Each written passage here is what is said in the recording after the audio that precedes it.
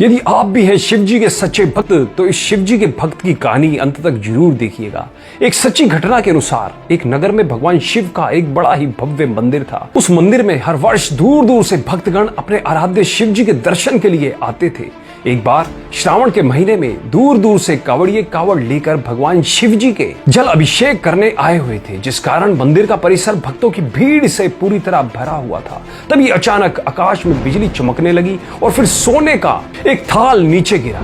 फिर एक भविष्यवाणी हुई कि जो कोई भगवान शंकर का सच्चा भक्त और प्रेमी होगा उसी को ये थाल मिलेगा। मंदिर के परिसर में उपस्थित सभी लोग ये भविष्यवाणी सुनकर हैरान हो गए। फिर धीरे धीरे सभी उस थाल के पास इकट्ठे हो गए। जो लोग मंदिर की व्यवस्था देखते थे उन्हें तो पूरा विश्वास था कि ये थाल हमें ही मिलेगा, इसलिए वे सबसे आगे जाकर खड़े हो गए। फिर सबसे पहले एक पंडित जी भीड़ से आगे आए और बोले, देखिए मैं प्रतिदिन महादेव का अभिषेक करता हूँ, अतः मैं ही भोलेनाथ का सबसे निकटवर्ती प्रेमी और भक्त हूँ, इसलिए थाल मुझे मिलना चाहिए। इतना कहकर पंडित जी ने थाल को उठाया। जैसे ही पंडित जी ने थाल उठाया, थाल पीतल का हो गया। यह देखकर पंडित जी बड़े लज्जित हुए। उन्होंने थाल यथास्थान पर रखा और वहां से निकल गए। फिर एक एक कर वहां उपस्थित सभी पंडितों ने खुद को आजमाया, लेकिन शायद उनमें से कोई भी सच्चा भक्त नहीं था। उन्हें भी थाल यथास्थान पर रखकर चले जाना पड़ा। इसके बाद उस नगर के राजा का आगमन हुआ। राजा साहब आगे आए और बोले, मैंने महादेव के मंदिर में बड़ी भारी दान दक्षिणा दी है, इसलिए ये थाल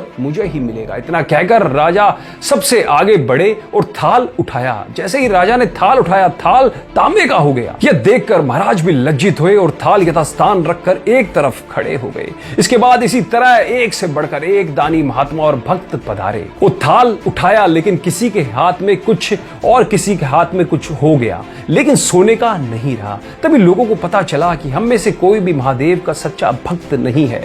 उसी समय एक किसान का आगमन हुआ। वो बेचारा महीनों बाद आज चतुर्मास के सोमवार के शुभ अवसर पर शिव जी के दर्शन करने आया था। गरीबी और गृहस्थी के बोझ तले दबा दिन रात खेतों में मेहनत मजदूरी करके अपना और अपने परिवार का गुजारा करता था।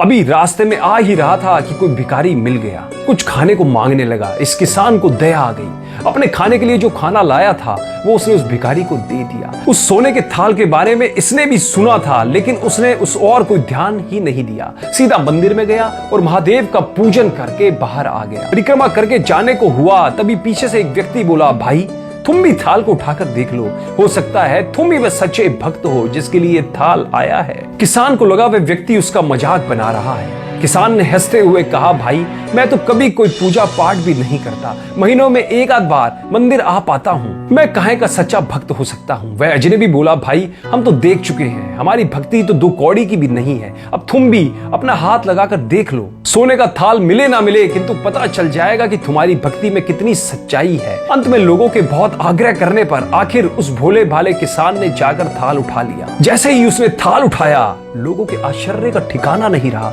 सोने का थाल रोशनी से चमचमाने लगा। यह देख सभी लोगों में खुशियों की लहर दौड़ आई। सभी लोग उसके जयकारे लगाने लगे और पूछने लगे कि भाई तुम ही सच्चे भक्त हो, अब हमें भी बता दो कि कैसी भक्ति करते हो जिससे महादेव तुमसे इतने प्रसन्न हैं।